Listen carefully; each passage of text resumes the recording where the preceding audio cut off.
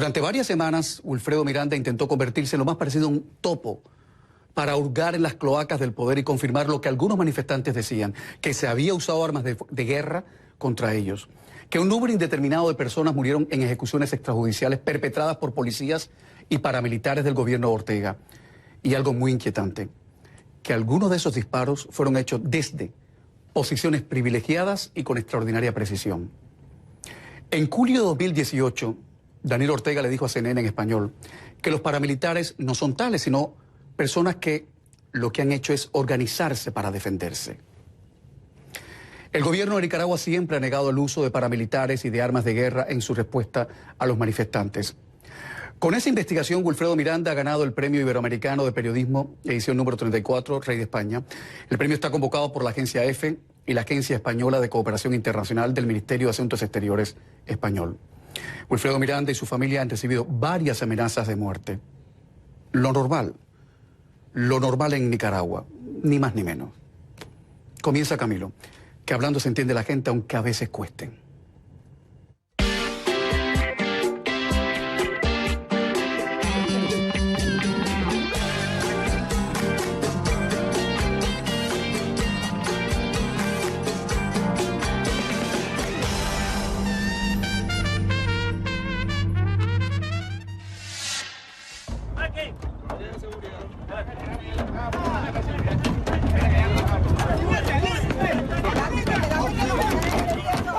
Oye.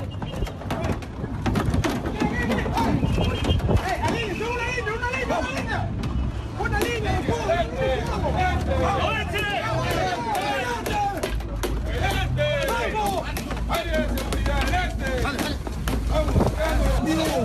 ¡Rápido! ¡Van a ver! ¡Rápido! ¡Claudia! ¡Déjala salir! ¿Qué te pasa?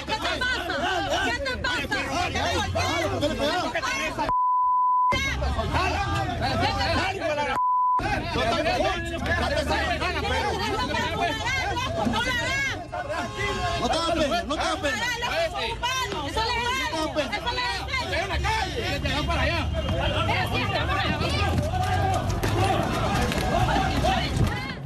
Qué vastedad, qué vergüenza, qué ignominia. Estos energúmenos, estos bárbaros, no se están enfrentando a delincuentes comunes ni abusadores sexuales infantiles. Las imágenes de nuestra portada de hoy, digo que merecen estar en una antología de la infamia latinoamericana, porque forman parte del allanamiento en diciembre de 2018, sin orden judicial, de las oficinas en Managua de Confidencial. En enero de 2019, su director, Carlos Chamorro, que lo vieron un momentito ahí en cámara, se exiliaba en Costa Rica por las amenazas del régimen, según denunció. Más de 50 periodistas han abandonado Nicaragua por el asedio, la persecución, la intimidación del gobierno, sus partidarios y los paramilitares. Y reitero, mi invitado está amenazado, él y su familia, porque saben ustedes qué cariñosos son los militares en América Latina cuando deciden ponerlo a uno bajo la lupa, a uno y a la familia. All in the family. Nos vamos a comunicar, si quieren, con el hashtag Camilo Nica, ¿vale? Wilfredo Miranda, Premio Nacional a la Excelencia Periodística, Pedro Joaquín Chamorro, en 4 ocasiones. Premio de Periodismo en la Universidad de Periodismo Diego Portales en Chile en 2016. Bienvenido y felicidades por ese premio Rey de España. Gracias, ¿cómo estás? Bien. Gracias por la invitación. Por favor. El título de tu investigación, disparaban con precisión a matar, es cita textual de lo que te dijo un médico, ¿cierto? Sí, un médico especialista en neurocirugía, que además fue un médico durante la época de guerra en Nicaragua en los 80 y que estaba acostumbrado a ver heridas de guerra y no las había visto en casi 30 años, desde que estaba en la montaña curando heridos durante el tiempo de los 80. Son médicos que tienen más de 40 años de experiencia en el campo. Un médico neurocirujano especializado en eso, y cuando vio, el médico se quedó atónito, es decir, vio impactos de balas de fusiles, que en teoría solo deberían de ser armas de alto calibre que se usan contra las guerras, pero aquí la policía y los paramilitares de la dictadura de Daniel Ortega y Rosario Murillo la usaron contra gente desarmada que lo único que hacía en las calles es pedir un cambio democrático para el país. Estamos hablando de abril de 2018, cuando la gente le dijo a Ortega, a su mujer y a toda la banda de ese Alibaba y los 40 ladrones que se han tomado para hacia Nicaragua, le dijeron, oye, hasta aquí. Un experto en balística citado por Miranda aseguró: son balas de alto poder, son fusiles, son armas de guerra. Esas no son pistolas. Mi pregunta, Wilfredo, es ¿qué es lo que hace pensar realmente que fue obra de francotiradores? Es decir, posiciones privilegiadas. A propósito, hoy se cumplen 10 meses desde que murieron o fueron asesinados Alvarito Conrado, un niño de 15 años, por un francotirador desde el Estadio Nacional de Béisbol en La Garganta. Y también 2 universitarios de la ciudad de Estelí, Franco Valdivia y Orlando Pérez. Orlando Pérez y Franco Valdivia fueron de los pocos asesinados que se les pudo hacer una autopsia. Porque a la mayoría no se le ha hecho autopsia. Porque hubo una orden de medicina legal de no hacer la autopsia a las víctimas. Y eso es de rigor cuando se tratan de muertes violentas. Y a esta autopsia se hace por insistencia de los familiares y los cadáveres se exhuman 10 días después. Dios del cielo, claro.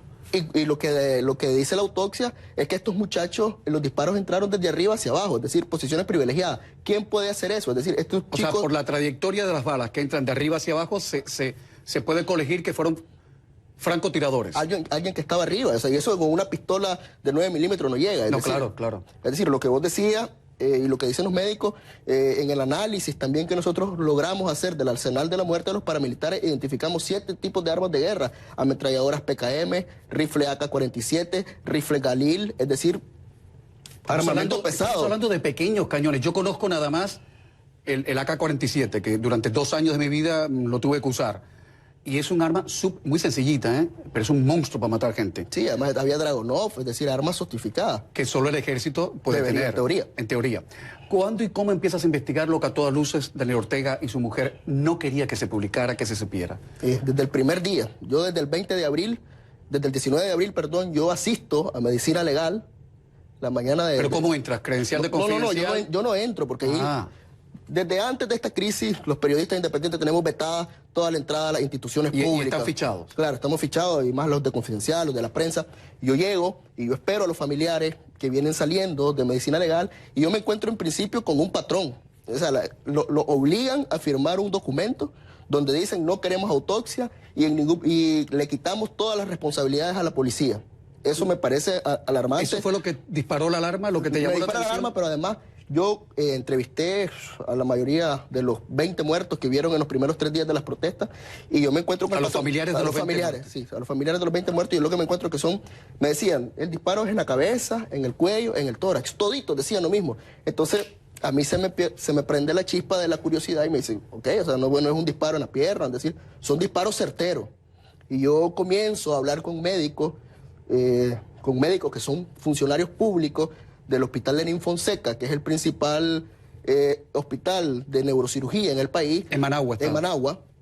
Y yo logro a través de médicos y los logro convencer, porque los médicos tienen miedo de una represalia, como los terminaron despidiendo después a muchos Aunque médicos. La ministra de Salud dice que es mentira, que no han despedido a nadie. Exacto. Entonces, médicos que están indignados también como ser humanos, como profesionales, de ver jóvenes, jovencitos de 16, 18 años de mi edad, que llegan con el cráneo perforado y me dan 20 gigas de información tomográfica.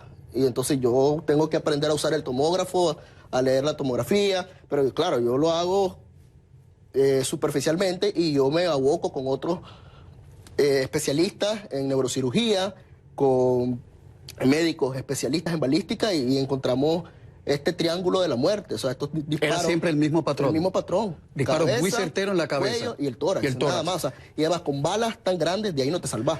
Las imágenes las van a ver en el curso del programa. Son imágenes, son tomografías. Pero advierto que son tomografías que pudieran desajustar incluso al más curtido. Porque son tomografías que lo único que revelan es lo bárbaro que puede ser el ser humano contra otro ser humano.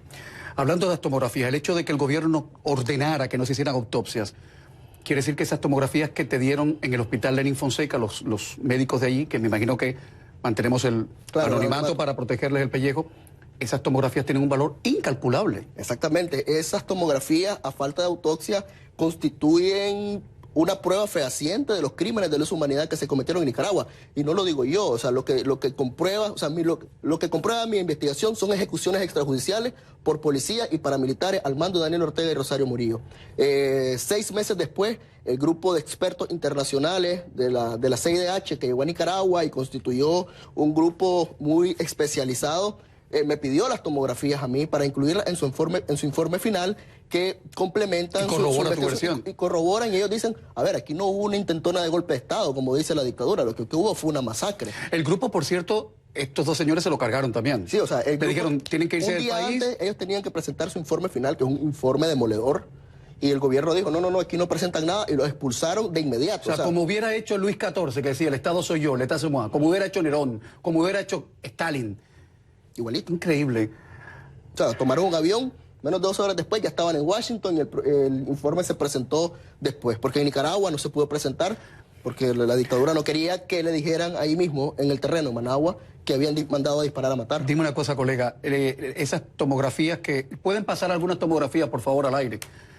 Ah, las pusieron, perdón, que no me di cuenta yo. Esas tomografías, ¿cuál fue la reacción de los familiares de los heridos o de los muertos cuando las veían? Mira, no solo la reacción de los familiares, también la reacción de la gente que estaba en la calle. Como vos decías al principio del programa, la gente decía, nos están matando, pero ¿cómo? Es decir, vos veías a protestantes, a manifestantes a mí me tocó ver muchos sesos en la calle durante las protestas y la gente decía, hay francotiradores, pero no tenían cómo probarlo. Entonces, cuando nosotros damos esta prueba, que es una prueba bien fundamentada, que nosotros no decimos hay francotiradores porque sí, sino porque lo estamos probando, porque ahí están las tomografías, porque con las tomografías vos podés leer incluso la trayectoria de la bala, o sea, vos pasás el cursor y hay el orificio de entrada y el de salida y ves cómo la bala destroza todo el cerebro. Y es decir, cuando la gente ve esto y dice, se convence y es un shock.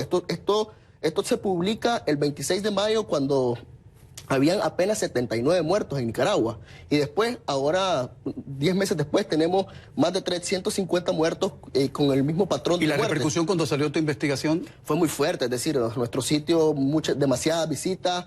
De inmediato, la Comisión Interamericana de Derechos Humanos tomó nota del reportaje. ¿Sentiste miedo? Sí, porque yo empecé a recibir amenazas. A mí me decían, mira, tu cráneo va a acabar igual como el que sacaste ahí. ¿Por dónde eran las amenazas? ¿Correo electrónico? Twitter, mensajes de texto, llamadas. Yo, desde que empezó la crisis, me he tenido que mudar 3 veces de casa. En julio, la policía estuvo rondando mi casa.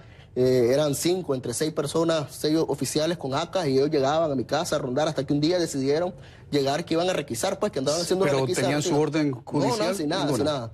Y entonces al final desistieron, solo revisaron el baúl de mi carro y yo me tuve que mudar por seguridad. Es decir, nosotros hemos, no solo yo como periodista, sino la mayoría de los colegas independientes en Nicaragua han sufrido un hostigamiento sistemático de parte de la dictadura de Daniel Ortega. O sea, han cerrado 2 medios de comunicación en el que yo trabajo y 100% noticias. Y están tratando de asfixiar al diario La Prensa, que es uno de los diarios más importantes, y al Nuevo Diario.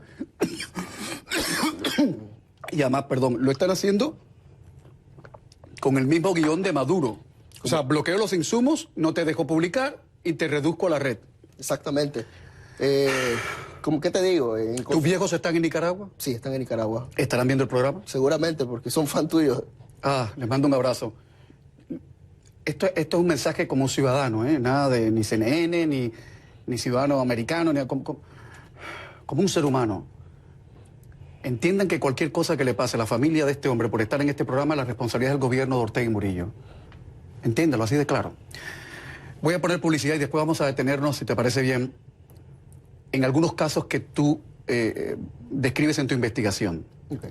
La investigación completa la hemos publicado en el Facebook del programa.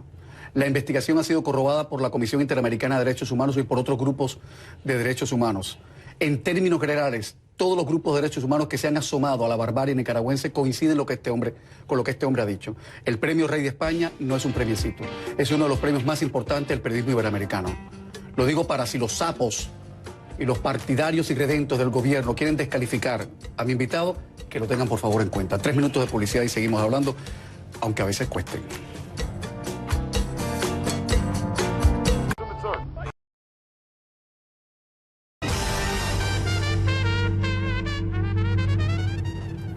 Wilfredo Miranda, el periodista que revela las claves de la represión gubernamental en Nicaragua.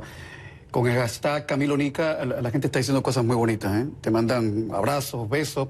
Siempre hay alguno que dice que somos un par de... No sé si esta palabra se puede decir. No sé, no me atrevo a decirla. No la voy a decir, pero nos están poniendo a caldo, nos están diciendo cosas muy feas a ti y a mí. Gracias. Gracias. Yo siempre, en estos casos hay que hacer lo que decía un hombre sabio, que es Leonard Cohen. Lo tengo aquí en mi Twitter, permítame un minuto. Leonard Cohen decía, a veces uno sabe de qué lado estar simplemente viendo quiénes están del otro lado. Muchas gracias por los improperios. A nombre de Wilfredo también. Significó primero el caso de Juan Bosco Rivas Martínez, que es un sobreviviente y que fue cruelmente tratado en el hospital. Tú dices que lo trataron muy mal y que la madre oía los alaridos, los gritos del chico y no podía hacer nada. Como a Francisco la bala le destroza todo el tabique nasal, a él había que hacerle algo que los médicos le llaman taponamiento nasal. Y es decir, eso es un proceso dolorosísimo, una intervención dolorosísima que tenés que dormir a alguien con anestesia, ¿no? Y los médicos del Hospital Escuela de Masaya se lo hicieron al pobre muchacho, se lo hicieron sin anestesia y pegaba alaridos de dolor. Entonces cuando yo estoy, este tipo se salvó de milagro. Cuando yo estoy hablando con los médicos del Vivian Pela, que me explican que ellos después sacan de este hospital público a este muchacho para salvarlo y atenderlo, lo que me dicen que eso es una tortura, básicamente lo que estaban haciendo. Y además era una cosa rudimentaria, con un alambre, el taponamiento. Entonces estos médicos impactados lo que hacen es que lo duermen, le hacen un procedimiento adecuado y tiene la cara, lo terminan de salvar. La cara la tiene destrozada, ¿no? No, solo aquí, en la nariz, del tabique para acá le quedó hundido y aquí él no tiene pómulo. Ah, bendito por Dios. ¿Y la mujer parió, tienen su niño? Sí, o sea, cuando él lo impactan, él dice que él sintió la muerte. Él me cuenta y me dice, yo solo me acordaba que yo estaba esperando un niño y eso es lo único que veía. Y... Ese es el final del reportaje, sí. Wilfredo, que es impactante, que la mujer le dice, seguí porque ya viene un niño. Sí. Me están preguntando en redes sociales si es verdad que se inyectó agua en las venas de los manifestantes heridos en los hospitales. Denuncias no solo de las víctimas, denuncias de los médicos especialistas que fueron despedidos por el Ministerio de ¿Eso se hizo Salud. Entonces de verdad? Sí, en el Hospital de León. O sea, crueldad médica. Es decir, en Nicaragua, aunque la ministra Sonia Castro, que creo que tendrá que ser juzgada por la justicia internacional por sus órdenes de no atender a los heridos, aunque ella lo niegue, hubo órdenes, no explícitas, pero sí hubo disposición para no tratar bien a los muchachos que caían a causa de la represión de la policía y los paramilitares. O sea, lo que ha sucedido en Nicaragua es brutal, es decir, desde todo punto de vista. No solo disparaban a matar, sino que llegabas al hospital y no solo los médicos te trataban mal, sino que tenían policías adentro de los quirófanos. Yo me acuerdo un testimonio de una cirujana en León, que ella tuvo que decir a los policías, sálganse del quirófano, o sea, yo no puedo operar con 2 uniformados con ACAs aquí. Y entonces ellos decían, no nos vamos a salir porque la directora del hospital ya nos dio autorización de estar ahí, como que el tipo que estaba baleado ahí iba a huir. O sea, 2 energúmenos con fusiles llenos de gérmenes en un quirófano. Exactamente. En un quirófano. Ahora tú has hablado de Sonia Castro. Sonia Castro se le invitó al programa. Hasta el sol de hoy. La señora dice que no se votó a nadie por criterios políticos, ideológicos, que no, pero todas las denuncias consideran lo contrario, exactamente. Son más de 300 profesionales de la salud los que han sido despedidos en Nicaragua y la mayoría de ellos están en el exilio. Dime una cosa, el vamos con todo, ese grito de guerra que se le atribuye a Rosario Murillo, ¿hasta dónde es cierto? Porque Rosario Murillo es una de las mujeres más impopulares en Nicaragua, pero aunque mucha gente le pide la cabeza, a lo mejor mucha gente exagera sobre la señora Murillo. Entonces yo quiero hacer de juez y parte. ¿Realmente ella dio la orden, el vamos con todo viene de ella? Nosotros en Confidencial filtramos una serie de correos electrónicos que ella empezó a emitir desde el 19 de abril, cuando estalló la crisis sociopolítica en Nicaragua, y las órdenes de ella eran claras, es decir, ellos se vieron... ¿A quién le enviaba las órdenes? Le enviaba las órdenes a las estructuras partidarias que controlan todo el partido Frente Sandinista y a los funcionarios públicos del gobierno que toman decisiones políticas en Nicaragua. Ellos se ven con ese mar de gente en las calles, no saben qué hacer y comienzan a hacer reuniones en el Parque Japonés de Managua. No lo digo yo, están sus correos electrónicos publicados en Confidencial. Y ella canaliza la orden del vamos con todo a través de Fidel Moreno, que es uno de los principales operadores políticos de ella, que es secretario de la alcaldía municipal de Managua, que básicamente es el alcalde de facto, porque la alcaldesa actual y la anterior son títeres, que no tienen ni voz ni voto.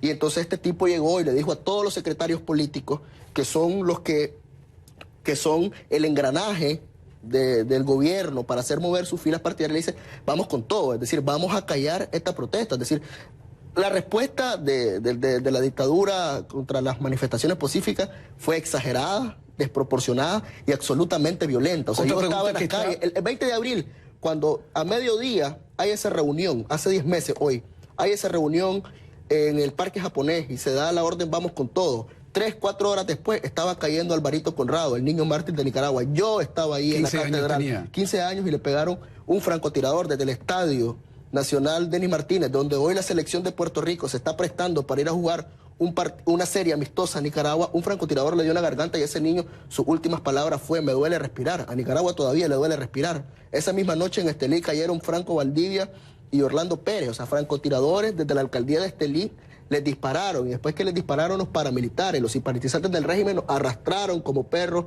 desangrados en todo el Parque Central de Estelí. Los familiares esa noche de Orlando Pérez y Franco Valdivia fueron a la policía a que fueran a inspeccionar la escena del crimen, no les prestaron atención, y el siguiente día los trabajadores de la alcaldía de Estelí, que la dirige Francisco Valenzuela, llegaron a lavar la sangre para borrar para borrar los crímenes. Como si no hubiera pasado nada. Como si no hubiera pasado nada. En redes sociales, con el hashtag Camilo Nica, están preguntando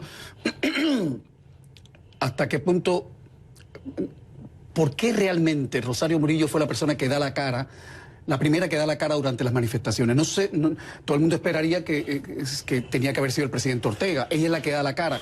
Pero yo tengo la sensación, por momentos, que ella decía algo, parecía que la presión iba a bajar y la represión se cuadruplicaba.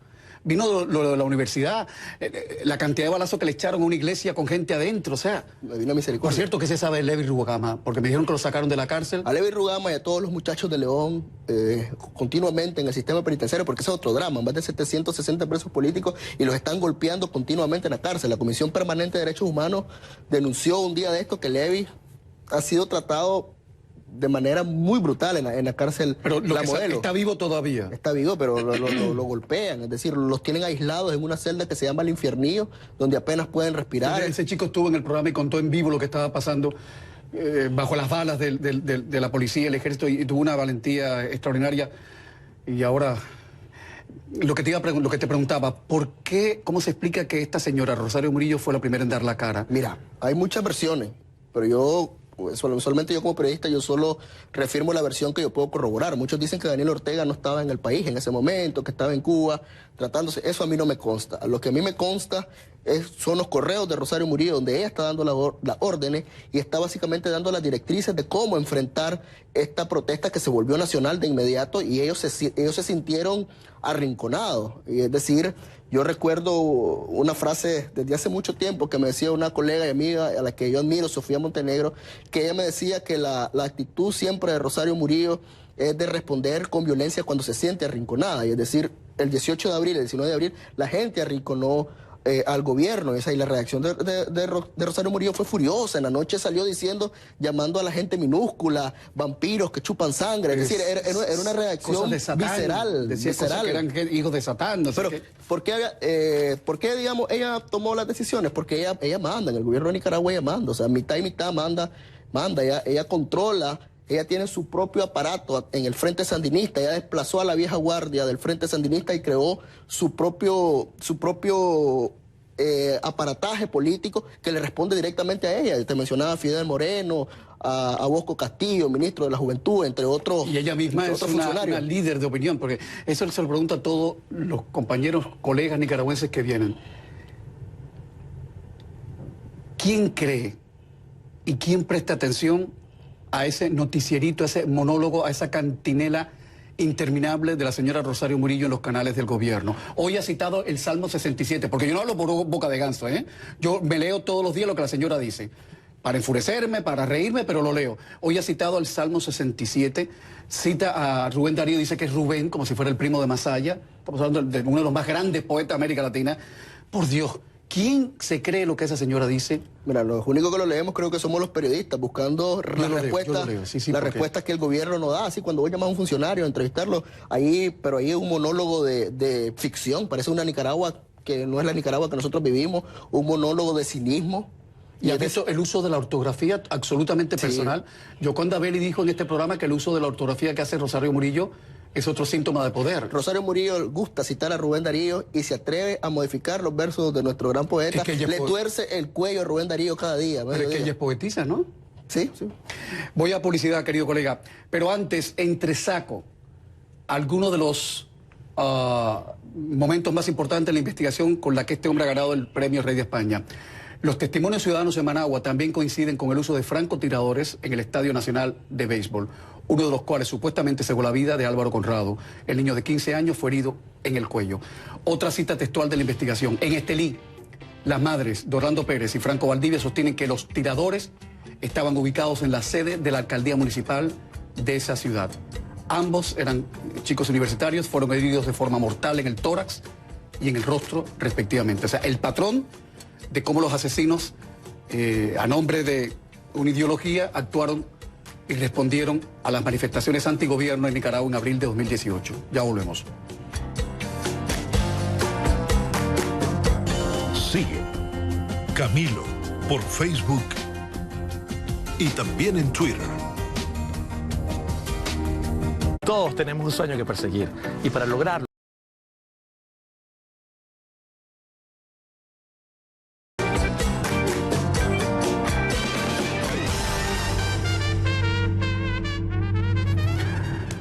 Wilfredo, más preguntas en redes sociales. Recuerden que con el @, con el numeral Camilo Nica, ustedes son los contertulios más importantes de este programa. Están en redes sociales preguntando por el uso de trazador, o sea, de fusiles AK-47, no queda duda que se usaron. Además, están las imágenes, no lo puede negar nadie. Se ven en las imágenes a esos señores con las caras tapadas y los AK-47. Pero están preguntando si de verdad se usaron balas trazadoras en la represión del gobierno. Hay muchos indicios de que se usaron ese tipo de balas letales. O sea, si de por sí una bala de AK-47 es letal. Una trazadora, el efecto bate cerebros, te lo digo porque yo lo vi en las tomografías. Lo difumina, vaya. Lo difumina, es decir, entra y sale. Es un agujero limpio, pero en esa estela, en esa trayectoria que deja en el cerebro, lo que deja es... Cuando yo vi los cerebros, a mí se me revolvía todo, es decir... Ojo, sin hacer literatura, es curioso que los bárbaros disparasen precisamente al cerebro de los opositores, al órgano más noble de la creación, en el caso de los que creen en Dios, y al órgano más noble del ser humano, al cerebro. Debo decir que las identidades de todos los casos que menciona Wilfredo Miranda en su investigación han sido confirmadas por Confidencial, el medio que él representa, y por la Comisión Interamericana, y por la Comisión Interamericana de Derechos Humanos y por el Centro Nicaragüense de Derechos Humanos. ¿Cómo fue el proceso de identificar todas esas víctimas? Seguro engorroso, ¿no? Y difícil. Sí, o sea, para mí lo más engorroso fue tratar de conectar con los familiares por eso de contrachequear, es decir... Y muy emotivo también. Muy emotivo, y yo no pude alcanzar, porque este reportaje se escribió corriendo, porque estábamos en medio de una vorágine que en Nicaragua nos dormíamos con 30 muertos y al siguiente día teníamos 15 más. Es decir, había una necesidad de publicar lo que yo quedé en deuda con otra gente, otros familiares que porque no me cabieron ahí, porque había que hacerlo ya. Pero, o sea, yo, digamos, como igual los médicos se enfrentaban que llegaba una de las víctimas y como ya llegaba casi muerto, no lo podían entrevistar y pedirle su nombre. Entonces era, si le encontraban algo en la cartera o que le dijeron un nombre, un apodo, y así traté de seguir cada pista hasta que lograba corroborar los nombres, contrachequeaba con los grupos opositores, la gente que estaba en las calles que decía, sí, aquí nos hace falta, como se llamita, cayó. Entonces, mira, este suena, las características. ¿Tú te ibas por el país a hacer tus investigaciones, pero ibas con alguien, un fotógrafo? Sí, con mi colega Carlos Herrera. ¿Y no tenían guardaespaldas? No, nada, a veces... con nuestro conductor, a veces con otro colega. Se metían en esas carreteras con los tranques, con todo en pleno, porque no era guerra prácticamente lo que había. Pero es que era llamativo, porque cuando ibas por los tranques, que Nicaragua estaba trancada, vos le decías, soy periodista, ¿y de qué medio sos? ¿Sos de los sapos? Decían, no, somos de Confidencial, pasen. Oh, bendito, ya. Sí, porque la gente tenía una necesidad de contar la historia, de contar los muertos que estaban cayendo. Es decir, de esa manera se me facilitó un poco el trabajo, pero también era difícil, porque cuando ibas por los tranques tenías que capear al policía, a los paramilitares. ¿Nunca hubo gente que les siguiera a ustedes? Sí, claro. Sí, hubo. Claro, motorizados del gobierno, que te siguen no solo en los tranques, sino hasta tu casa. Pero pudieron distraerlos. Sí, siempre nos guiaban. Al final del día uno pierde el miedo. Es decir, Wilfredo, quiero que me ayudes en esto, porque cuando he hecho... Aquí hemos hecho como 6 o 7 programas bajo la rúbrica El Delirio Orteguista, y en algunas ocasiones me han dicho, pero tienes que preguntar también por las víctimas del otro lado. Yo he visto imágenes de la violencia en tu país y digo que es violencia medieval. He visto gente que fue quemada viva. Tengo un amigo muy querido, a uno de sus jornaleros lo quemaron vivo y creo que murió, el chico murió, pero he visto gente del gobierno, o sea, gente que apoya al gobierno que también fue víctima de la violencia más tremenda. Algunos fueron quemados vivos, otros los desnudaban y les pintaban la bandera, los colores de la bandera nicaragüense.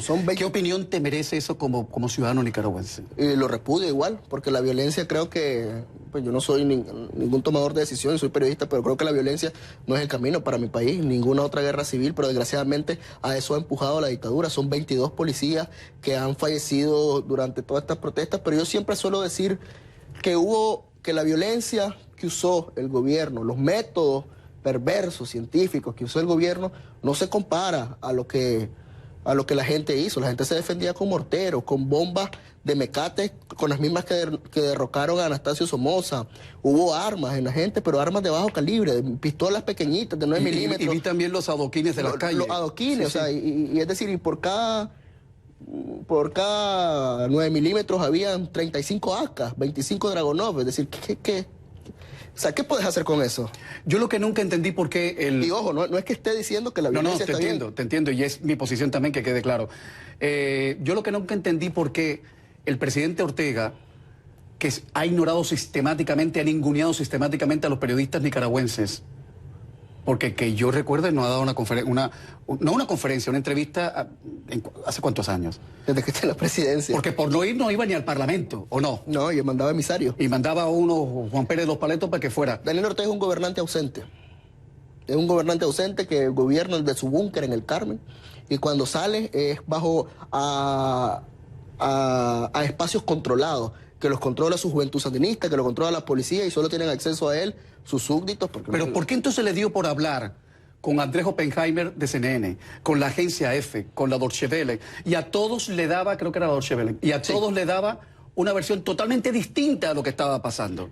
Porque necesitaban lavarse la cara. Es decir, pero da una versión homogénea. A Oppenheimer le dijo que yo lo cité al principio, que los paramilitares eran gente que se defendía de sí. A otros le digo, no, andan encapuchados porque eso es de los narcotráficos. Era una historia de cherezada que no había quien se la tragara. Yo te voy a responder... ¿El señor está en sus cabales? Yo te voy a responder con algo que lo corroboraron los eurodiputados que llegaron a Managua y se reunieron con él, y ellos dijeron que cuando se reunieron con la pareja presidencial eran dos personas desconectadas de la realidad, un poco tanto fuera de sí, y que lo que ellos decían no se concuerda con lo que ellos estaban viendo en las calles, los eurodiputados. Entonces, no sé si está en sus cabales, pero eso dicen los eurodiputados. ¿Me explico? Más datos de la investigación de Wilfredo Miranda, con la que ha ganado el Premio Iberoamericano de Prensa de Periodismo Rey de España. Él habla del caso de un maestro de 28 años, y maestro, José Alfredo Urroz Girón, asesinado por grupos vandálicos de la derecha, según dijo el alcalde de la localidad. La tomografía muestra que, y aquí voy a citar textualmente, el proyectil entró en la línea media del cráneo vía parietoccipital, o sea, por arribita, ¿no? Por atrás. Por atrás. Por atrás, más arribita, por atrás. Por arribita, por atrás. Y al salir, la frente estalló todo el hueso. ¿Qué tipo de proyectil consigue eso? Un proyectil de guerra. Y además, me gustaría hacer notar eso. Evidentemente, es un simpatizante del Frente Sandinista el que murió. Yo lo tomo porque al final del día es un ser humano. Chico era simpatizante. Sí, totalmente. Mi respeto, porque lo has incluido y merece todo el respeto. Porque es un ser humano que murió víctima de la violencia. Pero en este caso, el disparo es raro. De los disparos que nosotros vimos, de ese patrón, todos los disparos entraban por adelante. O sea, Él fue el único... Esto es una bala, ¿cómo se dice? Bala amiga, un disparo amigo, como dicen los americanos. Eso es lo que nos hace suponer la tomografía que nosotros analizamos de él. Es el único que el disparo es por atrás y la bala sale por delante. O sea, porque evidentemente no fue por atrás de un lado, fue aquí de viaje, por atrás. Entonces, podría ser que él estaba detrás de una fila, o sea, por delante de una fila de personas con fusiles. Yo no sé cómo fue, pero ese fue un caso raro, y yo lo incluyo porque, como te digo, al final es ser humano víctima de la violencia, pero también me pareció muy raro esa tomografía. Vuelvo a ser de juez y parte. Esos 22 policías que murieron en los enfrentamientos, ¿tuviste alguna noticia de que alguno de ellos haya muerto víctima con el mismo patrón de violencia con el que murieron estos casos que tú cuentas aquí de francotiradores? Esos policías, según entiendo, o lo que se puede conocer, porque la información es bien limitada, murieron de disparos en el estómago, de pedradas, O sea, los francotiradores, no, los francotiradores disparaban hacia un lado, solo. Hacia un lado.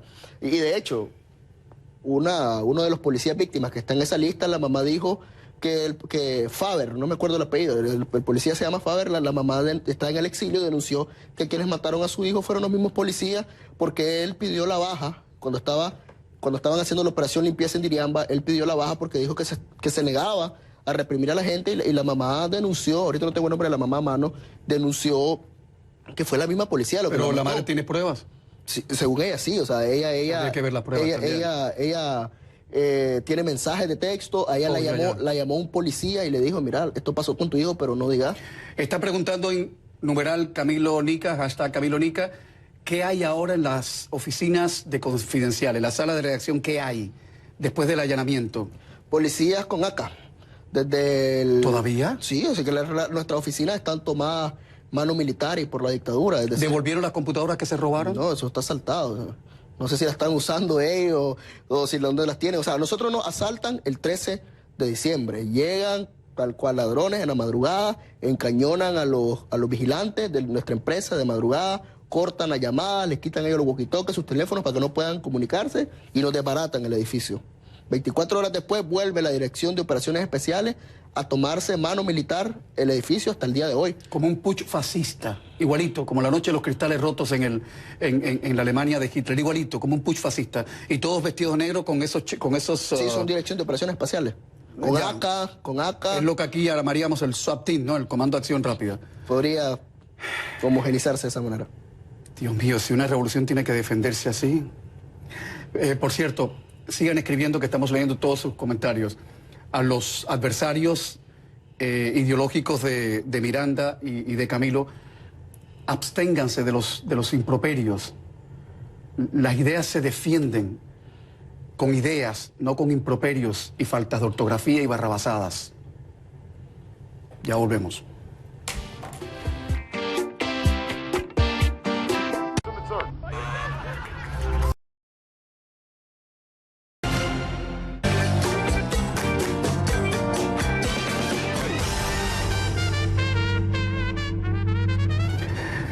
Alguien que firma Resistencia a Nicaragua y que escribe al numeral Camilo Nica dice: Francisco Díaz, el jefe supremo de la policía, declaró públicamente que fueron profesionales, miembros de la policía, los que disparaban. A un medio noruego, el Francisco Díaz dijo que eran policías realizando operaciones encubiertas, los paramilitares. Eso es peor todavía. Eso es gravísimo. Las connotaciones de eso, o sea, estás diciendo, en principio Daniel Ortega tuvo 4 versiones de los paramilitares. Exacto. Con cada entrevista. Exacto. Y ahora viene el jefe de la policía, que es consuegro de la pareja presidencial, y dice esto, o sea, se eleva el nivel de responsabilidad sobre la institución policial. Es decir, los paramilitares, los encapuchados, los parapoliciales, como lo quieran llamar, eran los que disparaban a matar.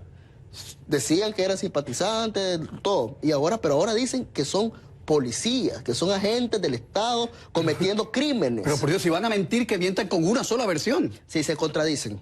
Porque si no, no se puede. Yo siempre me pregunté, ¿por qué si están defendiendo su revolución, que están en todo su derecho a defender la revolución, por qué andaban encapuchados? ¿De quiénes huían? ¿Es que les daba vergüenza hacer lo que estaban haciendo? ¿Por qué no querían que los identificaran si están defendiendo la revolución? Porque lo que estaban haciendo era totalmente contra los derechos humanos, es un crimen de lesa humanidad, matar gente inocente. Yo no sé, porque saben que las repercusiones que esto puede tener a futuro, porque en Nicaragua no hay justicia, porque los tribunales son controlados por la pareja presidencial, pero futuro, cuando hay aquí una comisión de verdad, valga la redundancia, cuando se aplique justicia internacional a estos crímenes de lesa humanidad, como los ha catalogado la ONU y la CIDH, ellos tienen que responder y se tapan la cara porque son criminales, Camilo. Fidel Castro siempre dijo, a la violencia contrarrevolucionaria se le responde con la violencia revolucionaria. No sé si los Ortega y la mujer crean en eso. Esto se lo he preguntado a todos los periodistas nicaragüenses que han estado acá. ¿Hay pruebas de la intromisión cubana en la represión de asesores cubanos reprimiendo y torturando en Nicaragua? Ni indicios ni pruebas. Yo no podría ni menos ni sugerir ni afirmar algo que no me consta, que no lo he visto. Porque yo estoy hablándote aquí diciendo todo lo que afirmo, que dispararon a matar, es porque, como decimos en Nicaragua, tengo los pelos de la bula en la mano, pues. Como dicen, tengo los pelos de la bula. En la mano, o sea, y sé qué color es. Tengo los pelos de la bula, me gusta. Pero eso no lo afirmaría. Otra cosa, la masacre del barrio Carlos Marx, que fue una masacre. Eso es de los episodios más nefastos, tétricos y Explícaselo a horribles. los televidentes que, pues, digamos, a lo mejor alguien en Cochabamba no sabe de qué estamos hablando, ¿no? La masacre de Carlos Marx, 6 miembros de una sola familia fueron quemados vivos por policías y paramilitares de Daniel Ortega. No lo dice nadie, están los videos de las cámaras de seguridad de las casas aledañas. Una familia, porque esa familia abajo tenía una colchonería y es un edificio de 3 pisos, y la familia se negó a permitir la entrada para colocar francotiradores. O sea, que, ojo, la versión de los francotiradores, o sea, es que no lo pueden negar, por Dios. Y entonces, como esta casa está ubicada muy cerca de la Universidad UPOLI, que en el principio de las protestas fue ahí uno de los bastiones más fuertes estudiantiles, con un arma de las que hemos hablado todo este programa, bien llegaba a la distancia de la barricada aledaña de los universitarios. Entonces la familia dijo, no nos vamos a dejar entrar, porque la familia es, como en Nicaragua ahora los opositores son azul y blanco, la ciudadanía es azul y blanco, dijo, no lo vamos a dejar entrar. Y entonces los paramilitares tiraron bombas molotov, y como bajo una colchonería, material inflamable, claro, como ellos estaban enllavados para impedir la entrada, se quemaron 6 personas vivas, entre ellos 2 bebés. ¿Y los bomberos? Nada que ver. Los bomberos, primero llegó el cuerpo de bomberos independiente, pues que no tiene nada que ver con el gobierno, y no nos dejaron pasar, la policía. Llegaron los organismos de derechos humanos y la policía impedía el paso. Hasta después llegaron... Wilfredo, ¿no los dejaron pasar? No, hasta después llegaron... O sea, ¿tú podrías decir eso ante un juez? Están los bomberos. Yo tengo uno de los bomberos que fue de los primeros en llegar al Carlos Marx, que se comunica conmigo. Y en su testimonio ahí está. Lo que pasa es que no los dejaron pasar. Que no los dejaron pasar. Y los dejaron pasar hasta después, cuando llegó el cuerpo de bomberos que es afín al gobierno. Entonces, pero ya no había nada que hacer. La misma gente sacó a los bebitos. Ahí están las tomas de Canal 10. El gobierno niega todo esto, ¿eh? No, el gobierno niega todo esto. Y hay videos cuando los paramilitares están accediendo a la casa. Yo no sé usted, a mí me da muy... Bueno, publicidad. 3 minutos de publicidad.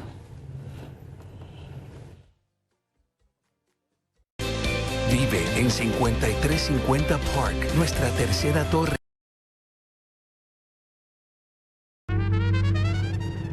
Jaime Narváez ha escrito al numeral Camilo Nica y dice: el periodismo independiente, Nicaragua le debe mucho al periodismo independiente, porque le dice, todo el mundo coincide que la televisión del Estado, la televisión de la familia Ortega Murillo es un desastre. Por cierto, vi en horario al mediodía a una señora enseñando a masturbarse a la gente en uno de los canales de la familia Ortega Murillo. Canales dirigidos por los hijos de la pareja presidencial. Pero yo pensé que ahí ponían programas culturales. No, es enlatado, diversionismo vulgar, barato. Bueno, esta señora era muy vulgar, parecía una prostituta verdulera, ¿eh? Y también, la parte fuerte de la programación es propaganda. Propaganda de la señora, que la ponen a hablar como 4 veces al día, repite su monólogo, o sea, es propaganda, es orwelliano. Ese es el tema, ese es el adjetivo orwelliano. Wilfredo, tú no vas a regresar. Por ahora estamos valorando mi situación. Yo ahorita voy a ir a España a recibir el premio y después veré cómo tendré las cosas más claras. Por Pero ahora. Claro, la Embajada de Estados Unidos te está pasando un cheque, el Departamento de Estado te está pagando, ¿no? No, para que tú denigres a la revolución nicaragüense, me imagino. ¿Cuánto te pagan? Ese es el discurso de la gente, de la CIA. Si supieran cómo la estamos pasando aquí. ¿De qué estás viviendo tú? ¿De tus ahorros? De mis ahorros, con mis colaboraciones con Univisión, que cada vez son más pocas porque se dificulta hacer periodismo desde afuera, pero no vamos a callar, pues. Es decir, estoy en casas de amigos que me han dado albergue, de colegas, que yo con mucha suerte he tenido una casa aquí que me ha recibido, que es Univisión, pues. Sin eso porque yo no tengo familia acá, toda mi familia está allá. ¿Este es uno de los peores momentos de tu vida? Pues yo soy muy joven, pues, pero es una situación difícil, dejar atrás todo. ¿Extrañas mucho Nicaragua? Sí, claro, mi familia, mi casa, todo, o sea, yo dejé todo, mi vida, mi perrita, mi carro. Ah, ¿tienes perrita? Sí, sí. ¿Hablas con tus viejos de vez en cuando? Sí, sí. Con y ellos. Seguro que la vieja te dice: niño, por Dios, no escribas más nada, no hables más nada, por Dios. No, ellos nunca me han pedido que me calle, más bien me impulsan a que siga, pero ellos están tranquilos. Desde que estoy afuera, mi familia puede dormir, tranquila. Porque, el hostigamiento, después que allanaron las oficinas de Confidencial contra todos nosotros, no solo contra mí, contra todos mis colegas, incluso no solo de Confidencial, o sea, hay más de 50 periodistas exiliados que se la están pasando feo, y que se la están ingeniando. Mora, Lucía, todos siguen en la cárcel. Miguel Mora y Lucía Puneda son 2 presos políticos de la dictadura que están aislados. Ya los trasladaron al sistema penitenciario, pero siguen aislados. Los maltratan, Es decir, los periodistas en el exilio, creo que la gente que está en Costa Rica está haciendo una gran labor, apenas con una camarita reflex ellos buscan cómo seguir informando y mientras buscan cómo seguir informando, buscan cómo comer, cómo mantenerse, ver que el próximo mes quién te puede dar posada para dormir. O sea, ¿Tú vas a regresar a tu país algún día? Yo eso es lo que yo quiero, es decir, regresar a mi país. O sea, yo quiero regresar a seguir haciendo periodismo de investigación en Nicaragua, en principio porque es mi país, no es el país de dos dictadores que se quieren apropiar de él. Vas a regresar. Vas a regresar. No hay de otra. Daniel Ortega y Rosario Murillo, por favor, todos no son terroristas. Todos no son terroristas. Buenas noches, buena suerte en Nicaragua.